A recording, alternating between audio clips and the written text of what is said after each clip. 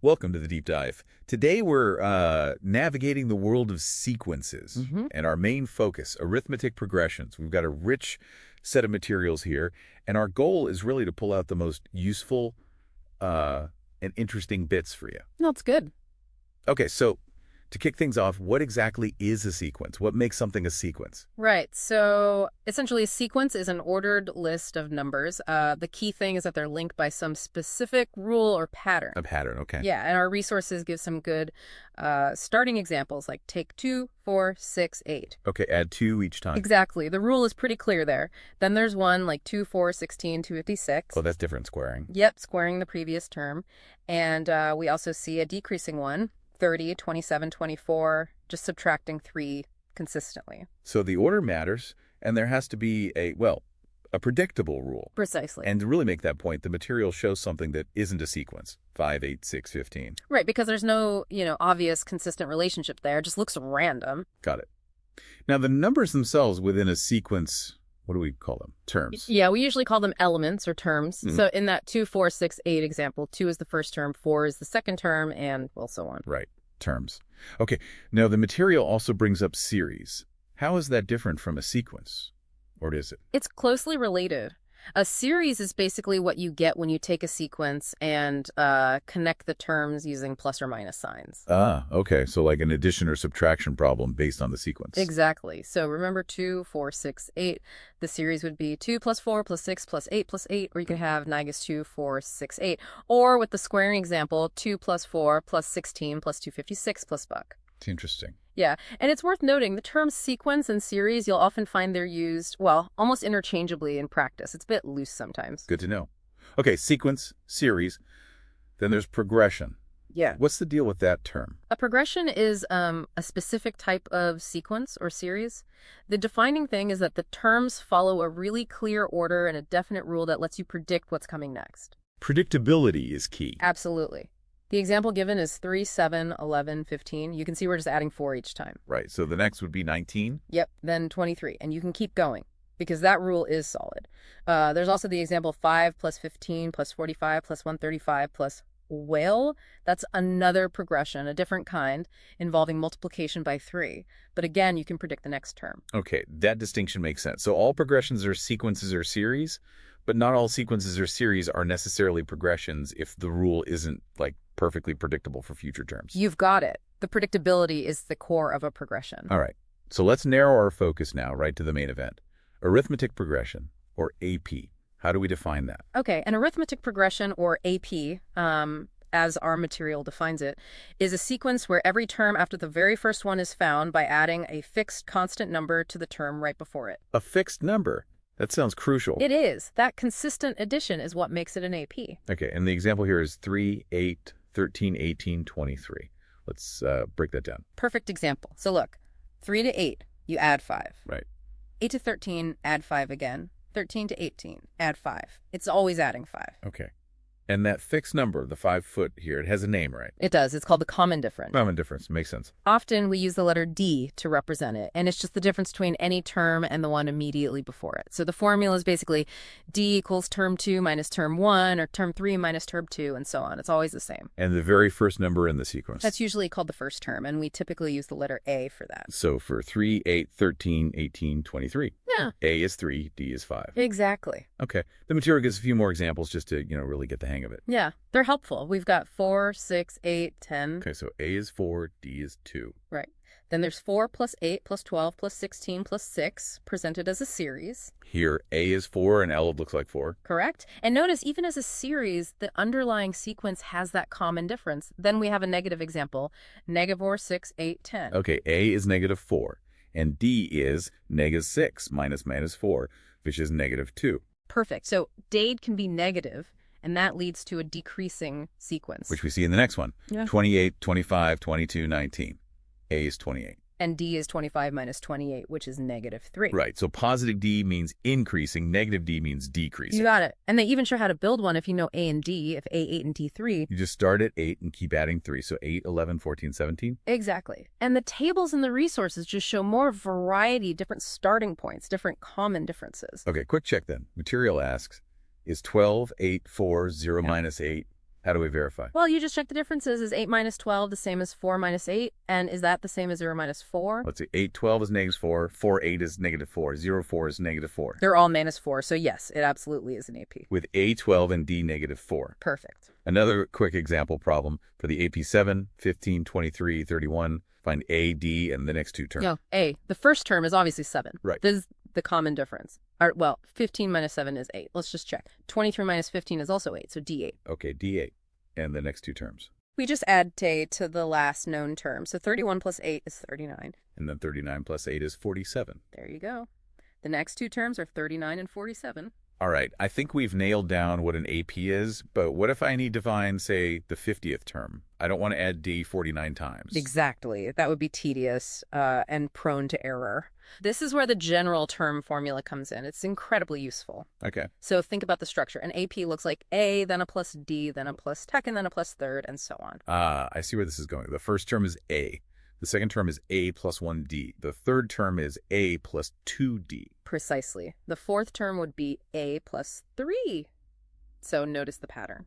The number of e's you add is always one less than the term number. Okay, so for the nth term, you'd add N1 as D. You've got it. That's the core idea. And that gives us a general term formula. We usually write it as TON. T for term, N for the position. Yep. TN equals a plus N1 me D. This is the formula for finding any term in an AP. If you know the first term A, the common difference D, and the position N you want.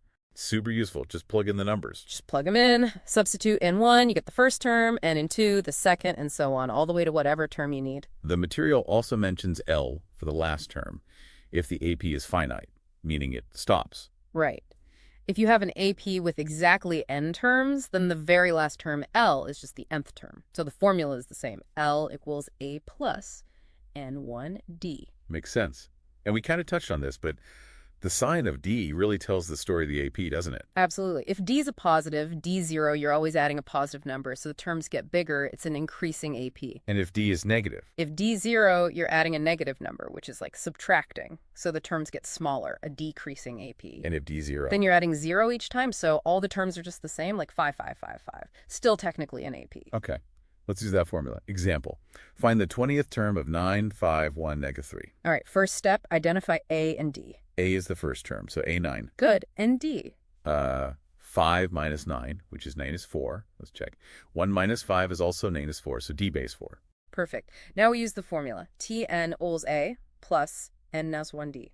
We want the 20th term, so N20. Okay, so T arrow A plus 21, negative 4. Right, that's 9 plus 19, and that is 4. 19 times negative 4 is negative 76. So 9 plus negative 76. Which equals negative 67. So the 20th term is negative 67. Nice. Okay, slightly trickier one. Find the AP whose second term is 12 and the seventh term is 15 more than the fourth term. How do we even start? This involves setting up some equations using what we know about the general term. Okay. We know the second term, T euro, is a plus 2, 1D, which is just a plus D, and we're told 2 euro equals 12. So equation 1, A plus D equals. Got it. It's plus D, 12. What about the other piece of info? The seventh term exceeds the fourth term by 15. That means T euro plus 13. Okay, and we know T euro is a plus 6 bit and T euro is less 3 euro. Exactly. So substitute those into T euros, A equals 15. We get a plus 6 bit, a plus 3 equals. The A's cancel out. AE is 0, so 6T3 12 to find A. Right. A plus 5 equals 12, so A must be 5. Nice. Now we have D. We can use our first equation, A plus D equals 12, to find A. Right. A plus 5 equals 12, so A must be 7.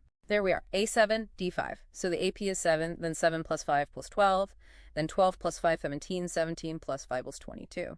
So 7, 12, 17, 22, and so on. Great. That algebraic approach works well. Let's try another. Find the AP where the 6th term is 5 and the 10th term is 9. Similar strategy. Set up two equations using the general term formula. Okay, 6th term is 5 means T euro, and T here is a plus 6 1D, so a plus 5D equals 5. Good, that's equation 1. And 10th term is 9 means T euro 9. That's a plus 10 to D, so a plus 9D equals 9. Equation 2. Now we have two equations, two unknowns, A and D. We can solve them simultaneously.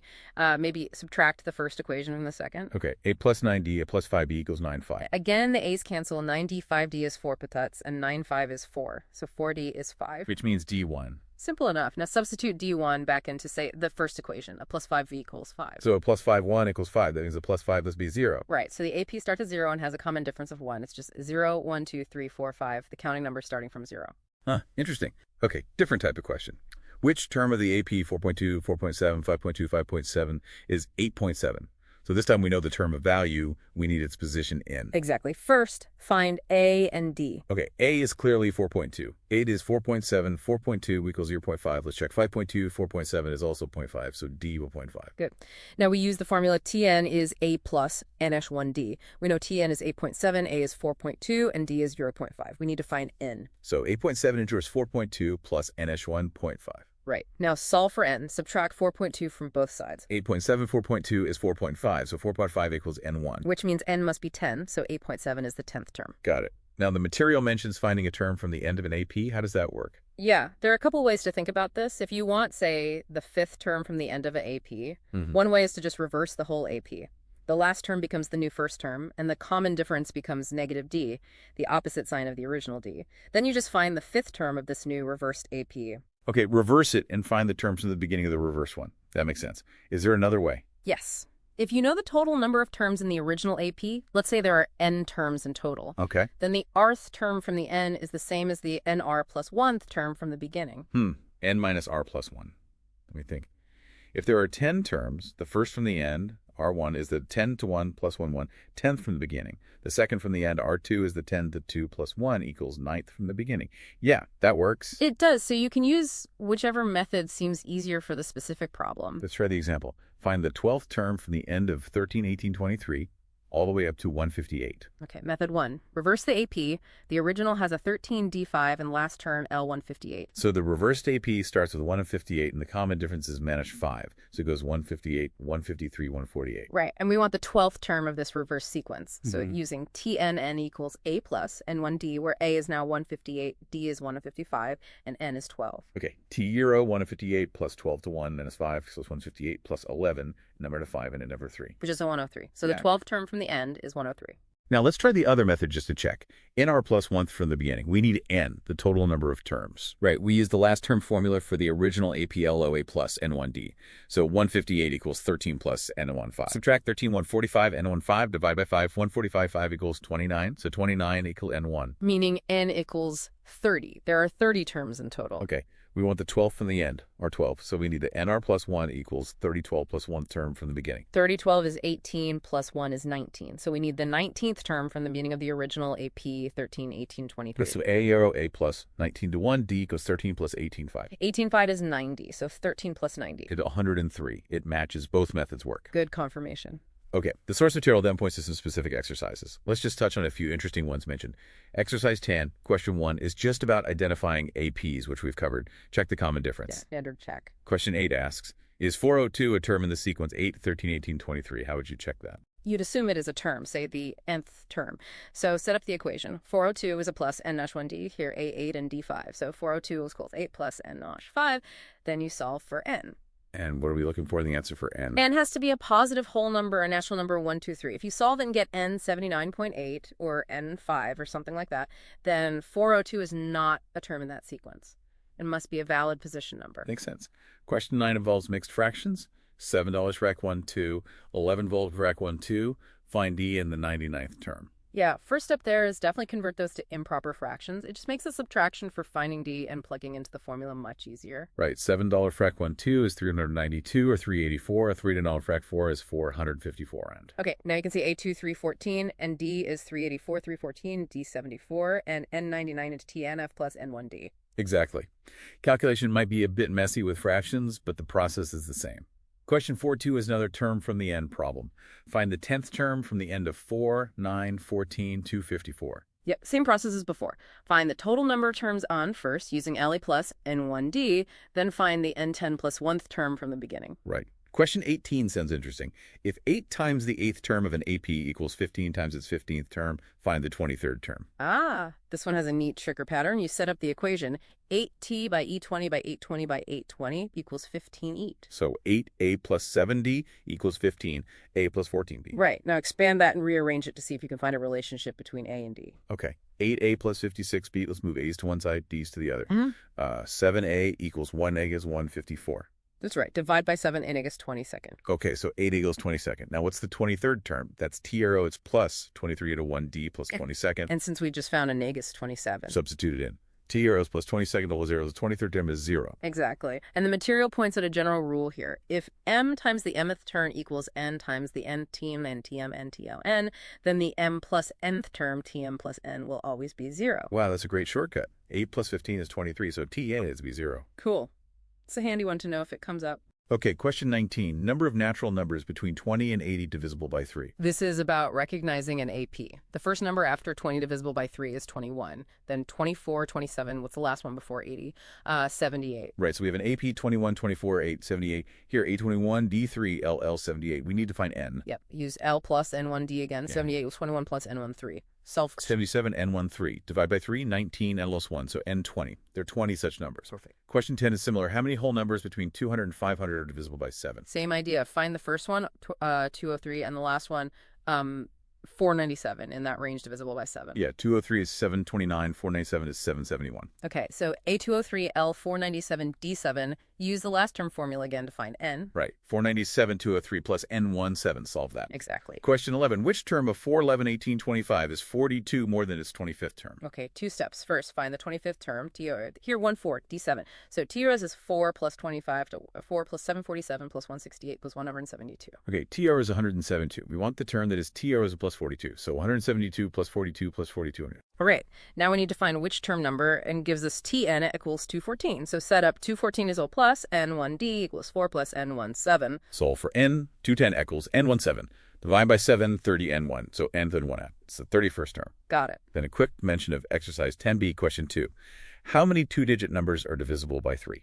Again, identify the AP. Smallest two-digit multiple of 3 is 12. Largest is 99. So A12, L99, D3. Find N. Same process. Yep. And exercise 10B, question 7. For what N is the nth term of 63, 65, 67 equal to the nth term of 3, 10, 17? Okay, here we need the general term formula for both APs and set them equal. First APA 63 D2, so TN1 equals 63 plus N12. Second APA 3, D7, so TN2, 2 plus N17. Now set them equal. 63 plus N12 plus N17 and solve for. Exactly. That N will be the term number where both sequences have the same value. All right, that covers a lot of ground on finding specific terms. Let's shift gears now to finding the sum of terms in an AP. Right. Calculating the sum, often called SNN for the sum of the first n terms. There are 2 main formulas for this. Okay, what are they? The first one is Sn equals N2A plus L.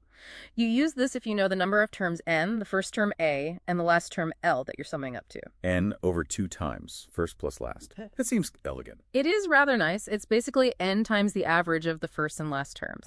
Okay. And the second formula? The second one is Sn equals N2A plus N1D. This one's useful if you know N, A, and the common difference D, but maybe you don't know L directly. Let's look at that. Sn2, 2A plus N1D. I see the A and the N1D part in there. You recognize it. Remember LA plus N1D. Oh, so the second formula is just the first one, SNAA plus L, but with the L substituted, A plus L becomes a plus N1D, which is 2A plus N1D. Exactly. They are fundamentally the same idea, just expressed differently depending on what information you have readily available. So use the first one if you know the last term, the second if you know the common difference. That's generally the best way to choose. Let's try them out. Example 12. Find the sum of the first 20 terms of 5, 8, 11, 14. Okay, we know A5, the common difference D, 8 to 5 equals 3. And we want the sum of the first n20 terms. We don't immediately know the 20th term. So the second formula seems better. Sn equals N22 plus Ns1D. Right. Plug in the values. S0 is 202.25 plus 20 to 13. Okay, 2 2 is 10 inside the bracket, 25, 10, and 193, 57. So 10 plus 57 equals 67. So S0 is equals 10, 67. Which is 67. The sum is 670. Correct. Example 13, sum of the first 10 terms of 8, 4, 0, net of 4, negative 8. All right. A8, D equals 4, 8 equals 4, 8 doesn't ask for 4. NS10, again, second formula looks good. It says 102, 2, 8 plus 10 to 1 and as a 4. 11 to 2 is 5 inside, 28, 16, and 9 to 4, and net is 36. So 16 plus. 1636 is net as in 20, so SAO is 5, net is 20. Which is negative 100. The sum is negative 100. Okay. Example 14 is slightly different. Sum of first 40 terms, but we're told the fourth term is 8 and the sixth term is 14. So first we need to find A and edge, just like we did in an earlier problem. Right. TRA plus 3 equals 8, so T0 plus 5D, 14. Subtracting the first from the second, a plus 5D, a plus 3, a plus 3, so TECAD is 6. Meaning D3. Substitute back into a plus 3, 8. So a plus 9 works 8, so a 7401.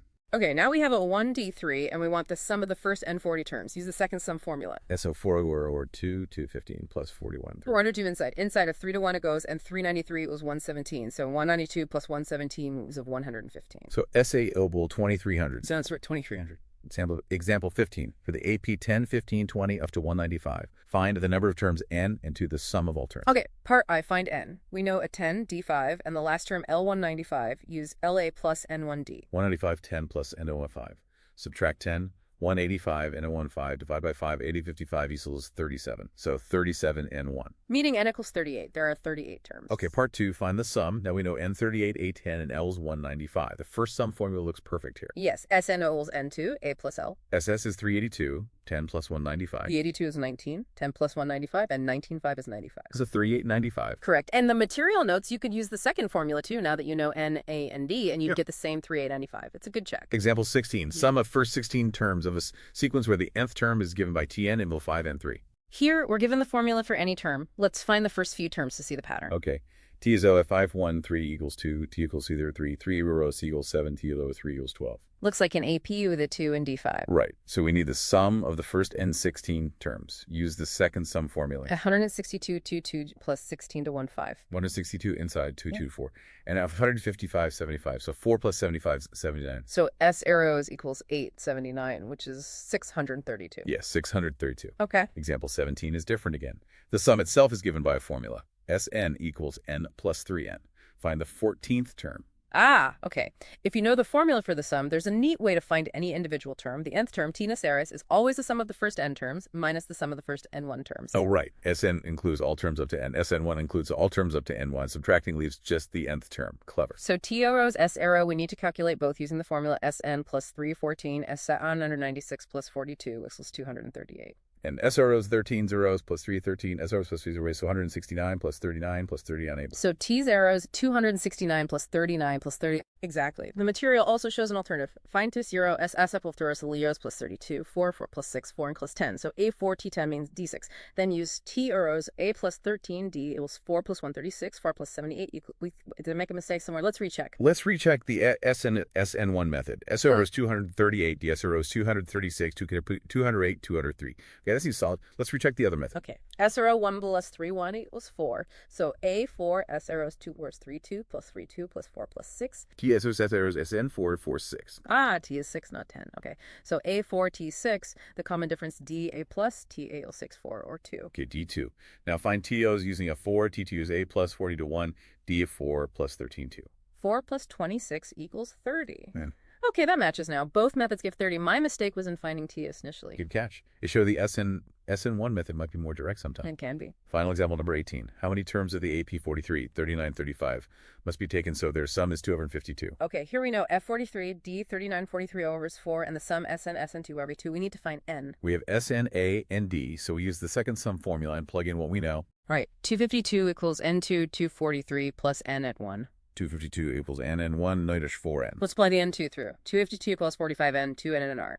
This is a quadratic equation in N. Let's rearrange it. 2N on 45N plus 252 equals 0. Oh, quadratic formula time. Or factoring. Does it factor easily? Maybe. Trifactors of 252 equals 504 that add up to negative 45. Let's see. 504, maybe 24 and 21. 2 and 4, 21 up to 504. And 24 plus 21 is 45. Yes. So we can use negative 24 and negative 21. Okay, so 2n and 24 and 21 up plus 252 equals 0. Factor by grouping. 2n, O, and 12 and goes 0, and 12 equals 0. So the solutions are n equals 12 or n equals 212. Since n must be a whole number, you can't have half a term. The only valid answer is n is 12. So you need to take 12 terms of that AP for their sum to be 252. Correct. Wow. Yeah. Okay, we have really plunged into the depths of arithmetic progressions today. Just to wrap up, can we quickly recap the big ideas? Absolutely. So we started with sequences, series, and progressions in general. Then we zeroed in on arithmetic progression, these sequences where you have that constant common difference between terms. Right, A for the first term, A for the common difference. Exactly. We found the crucial formula for the general term, Tn equals A plus N1D, which lets you find any term. We saw how D tells you if it's increasing or decreasing, and how to find terms from the end. And then the sums. And then the sums. Sn, yeah, two key formulas. Sn is N2 A plus L, when you know the last term, and SNN is N2 A plus NN1D when you know the common difference. And we saw how they're related and used them in various problems. It really is quite powerful how these simple rules generate these predictable patterns and allow us to calculate things far down the line, or sums of many terms. You mentioned earlier that the sum formula Sn equals N2 A plus L is like n times the average of the first and last term. That feels intuitive for an AP because the terms are evenly spaced. It makes me wonder, though, for other kinds of sequences, maybe ones where the difference isn't constant, could you still find some kind of average value concept? Maybe not as simple, but something that could help estimate the sum if you had a huge number of terms. Is there an analogy there? That's an interesting question, leading towards ideas in calculus, actually, with integration finding average values of functions. But for discrete sequences, it gets more complex if the pattern is in arithmetic or geometric. Definitely something to mull over. Yeah. For anyone listening who wants to get even more practice, the source materials we used have tons more examples and exercises to really cement these ideas about arithmetic progressions. Absolutely. Practice is key. Well, thanks for diving deep with us today.